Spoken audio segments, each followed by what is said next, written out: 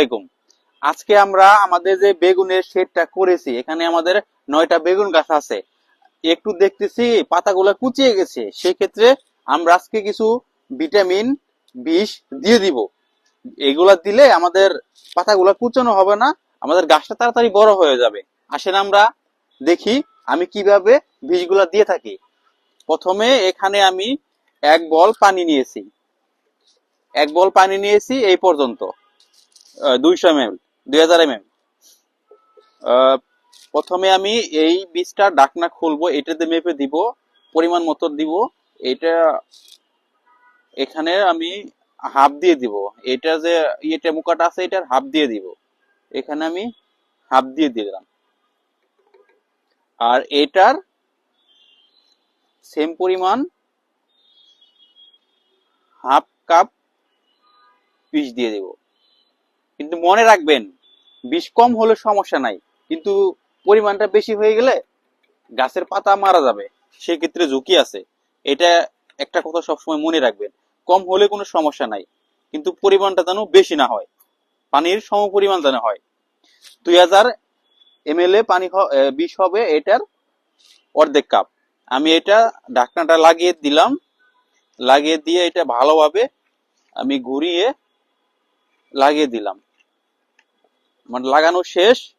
আমরা ডাইরেক্ট কিন্তু বীজটা পুশ করব না, এখানে যেহেতু আমি বীজ দিয়েছি একটু নাড়াচাড়া করে বীজগুলা পানির সাথে মিশিয়ে নিতে হবে, সুন্দরভাবে নাড়াচাড়া করে বীজগুলা পানির সাথে মিশিয়ে নিতে হবে। এই মেশিনটার উপকারিতা হলো মেশিনটা একদম ইজিলি যে কেউ দিতে পারবে, বাচ্চা থেকে বড় মানুষ যে কেউ দিতে পারবে। মেশিনটা কোনো সমস্যা নাই, মেশিনটা একাধারে ধরে এইভাবে মেশিনটা পুশ করতে হবে। আমরা মেশিনটা পুশ করতেছি,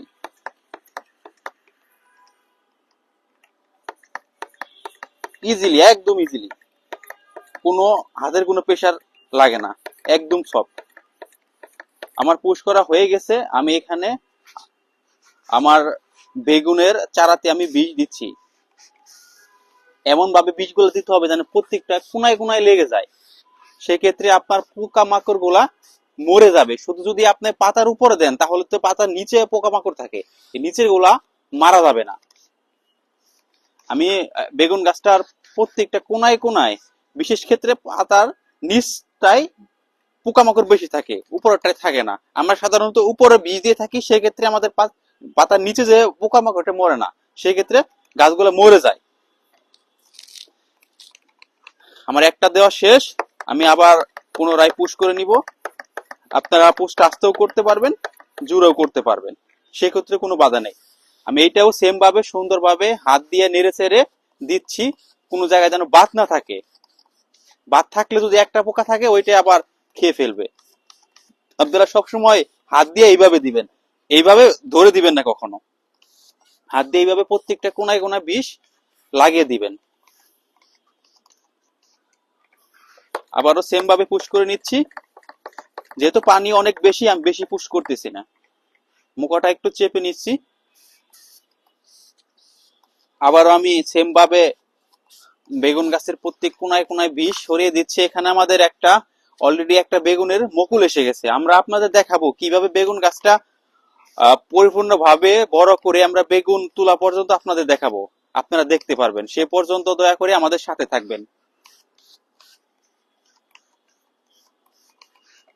আমি আবারও পুশ করে নিচ্ছি। যেহেতু আমাদের এখানে 9টা বেগুন গাছ, দিতে একটু সময় লাগতেছে। আমাদের বেগুন গাছের বয়স কেবল 7 দিন হয়ে গেছে। অলরেডি আমাদের বেগুনের অল্প মুকুল এসে গেছে, কিছুদিন পরে আমাদের বেগুন ধরে যাবে, আপনারা দেখতে পারবেন। ছাদ বাগান করতে গেলে মূল কথা হলো আপনাদের পরিচর্যাটা ভালোভাবে সুন্দরভাবে করতে হবে। যদি পরিচর্যা আপনি না করেন তাহলে আপনারা ছাদ বাগান কখনো করতে পারবেন না। ছাদ বাগানে বীজটা বেশি লাগে, কেননা এখানে তো কোনো নাই, দেখা যায় খোলা আবহাওয়া, আর এখানে কোনো গাছগাছালি নাই, সেই ক্ষেত্রে পোকা এখানে সবার আগে বসবাস করে, সেই ক্ষেত্রে বিষের পরিমাণটা বাড়িয়ে দিতে হবে।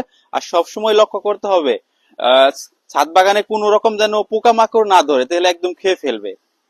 কেননা ছাদ বাগানটা কোনো গাছের নিচে না, খোলা আকাশের নিচে, সেক্ষেত্রে এখানকার পরিচর্যাটা বেশি করতে হবে।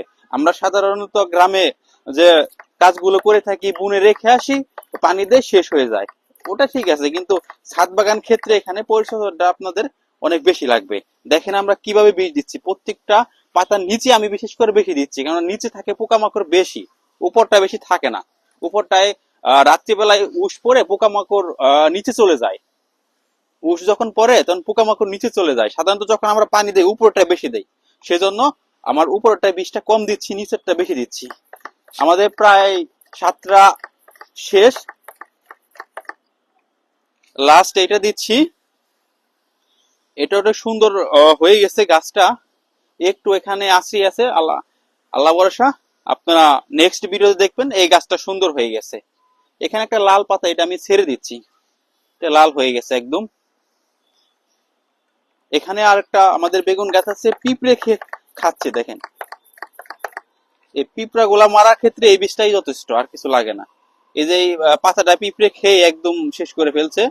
এটা ইনশাল্লাহ ভালো হয়ে যাবে, যেহেতু 9টা গাছের মধ্যে একটা গাছ একটু খারাপ হতে পারে। এখানে আমাদের দুইটা সিম গাছ আছে, বেশ বড় হয়ে যাচ্ছে। আমি সিম গাছটা একটু ফাঁকে থেকে দিয়ে দিচ্ছি, আপনারা দেখেন। সিম গাছটা বিশেষ করে অনেক লম্বা সিম হয়, আপনারা দেখতে পারবেন। আশা করি এ পর্যন্ত আপনারা